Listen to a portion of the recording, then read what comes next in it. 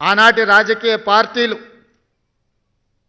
రాజకీయ పార్టీల నాయకులు నీళ్లు నిధులు నియామకాలు అనే నినాదంతో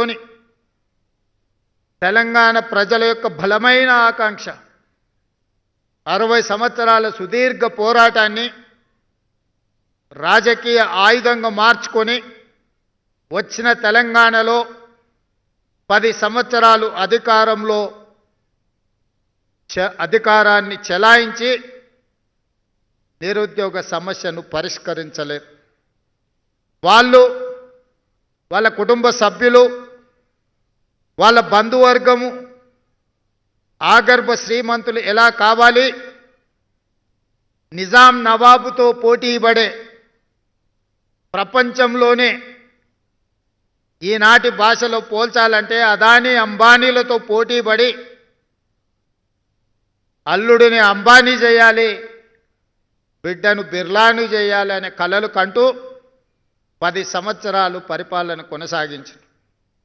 ఏ రోజు కూడా ఒక్క క్షణమైన నిద్రపోయే ముందు గుండెల మీద చేయి పెట్టుకొని ఏ శ్రీకాంతాచారి, ఏ కానిస్టేబుల్ కిష్టయ్య, ఏ యాదయ్య, ఏ ఈశాన్ రెడ్డి, ఏ వేణుగోపాల్ రెడ్డి ఆత్మ బలిదానాలు చేసుకొని తెలంగాణ సాధించినరో వాళ్ళ లక్ష్యమేందో అని ఆలోచన చేసినుంటే మీ ఉద్యోగ నియామకాలు 7-8 సంవత్సరాల క్రితమే జరిగిపోయి ఉండేవి. ఈనాడు తెలంగాణ పునర్నిర్మాణంలో మీరు సీనియర్ అధికారులుగా ఈ ప్రభుత్వంలో బాధ్యత వహించి ఉండేవాళ్ళు. కానీ ఏ రోజు మీ గురించి కానీ వాళ్ళు నినదించిన నీళ్లు నిధులు నియామకాల విషయంలో చిత్తశుద్ధితో పనిచేసి ఉంటే నీళ్లకు సంబంధించిన కాళేశ్వరం కూలేశ్వరం అయి ఉండేది కాదు. ఈనాడు 1,00,000 కోట్లు గోదావరిలో పోసి నిర్మించిన కాళేశ్వరం కట్టడం కూలడం 3 సంవత్సరాల్లోనే జరిగిపోయింది. చరిత్రలో ఇట్లాంటి దుర్ఘటన, ఇట్లాంటి దురదృష్టకరమైన సందర్భం ఏ దేశంలో, ఈ దేశంలో ఉన్న రాష్ట్రాలే కాదు, ఏ దేశంలో కూడా ఇట్లాంటి పరిస్థితులు రాలేదు. నిధులకు సంబంధించి మీకు తెలుసు,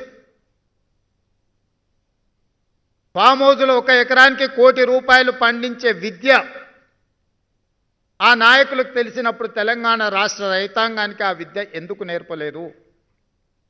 మీరే చూసిండ్రు, మా ఫామ్ హౌస్లో పంట పండిస్తే ఎకరాకు ₹1 కోటి వస్తుందని ఒక పెద్ద ఆయన చెప్పిండు. సంతోషం, అద్భుతమైన కళ మీకు ఉన్నందుకు.